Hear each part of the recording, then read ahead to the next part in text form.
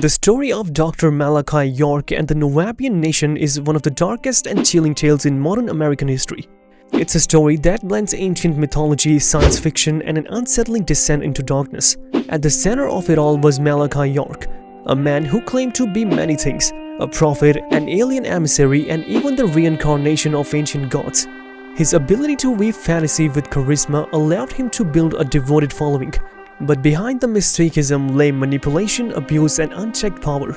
Imagine a secluded compound in rural Georgia, sprawling over 500 acres and dotted with pyramids, obelisks, and statues of sphinxes. This wasn't a movie set but a real place called Tama-Re, the headquarters of the Nuwaubian Nation. Hundreds of followers dressed in Egyptian-inspired robes gathered there to listen to their leaders' teachings. Malachi York's doctrine was an electric mix of Egyptian mythology, UFO conspiracies, and Afrocentrism, with a hefty dose of apocalyptic warnings. He claimed to be an extraterrestrial from the planet Risk, sent to guide black people back to their divine origins. To outsiders, the belief of the Nuwaubian Nation might have seemed like science fiction, but for its followers, it was a world of purpose, identity, and belonging.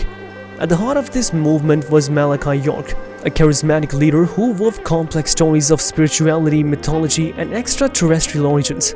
Born Dwight D. York in 1945 in Brooklyn, New York, he grew up during a time of racial struggles and societal change.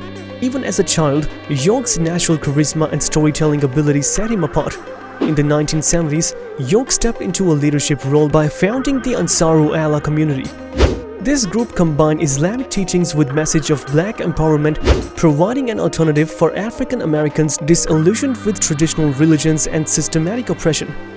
His words resonated deeply, drawing people to his cause. York's ability to connect with his followers wasn't just about faith, it was about control. He provided a sense of hope and identity, but this came at a cost. What began as a spiritual movement eventually evolved into a tightly controlled organization, with York as its unquestioned leader. Over time, his teachings grew more elaborate, setting the stage for the creation of the Nuwaubian Nation and its fantastical blend of mythology and science fiction. York's early teachings were compelling, but even then, signs of manipulation surfaced. Followers were expected to hand over money, property, and sometimes their personal autonomy.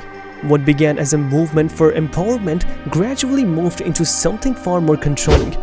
By the 1990s, York had shed his Islamic persona and adopted a new identity as the leader of the Nuwaubian Nation. Under his new guise, York's teachings became increasingly elaborate.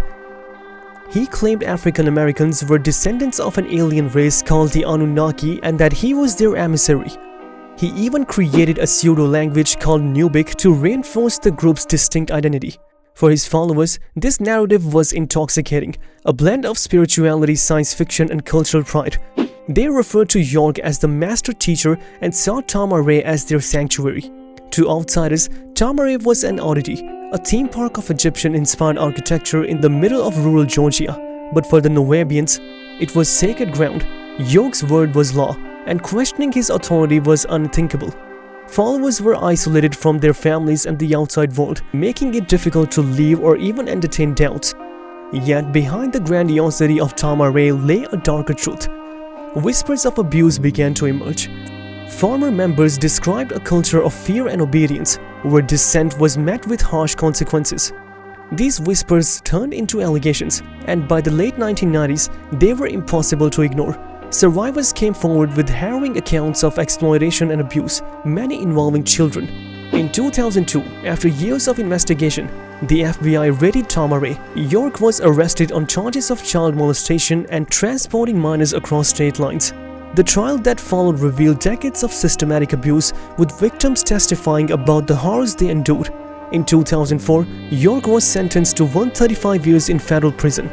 Tama-Re was seized and eventually demolished, erasing the physical remnants of his empire. Despite York's imprisonment, his legacy persists. Pockets of followers continue to venerate him, maintaining that he is a victim of government persecution. Nuwaubian texts and teachings still circulate online, perpetuating the movement's ideology. This story challenges us to think critically and question the narratives we're presented with. It's a sobering example of how blind faith can be manipulated and the devastating consequences it can have. While York's empire may have crumbled, The lessons from his rise and fall remain as relevant as ever. They remind us to stay vigilant, seek truth, and never stop asking questions. What are your thoughts on this? Let us know in the comments below. And don't forget to like, share, and subscribe to our channel for more.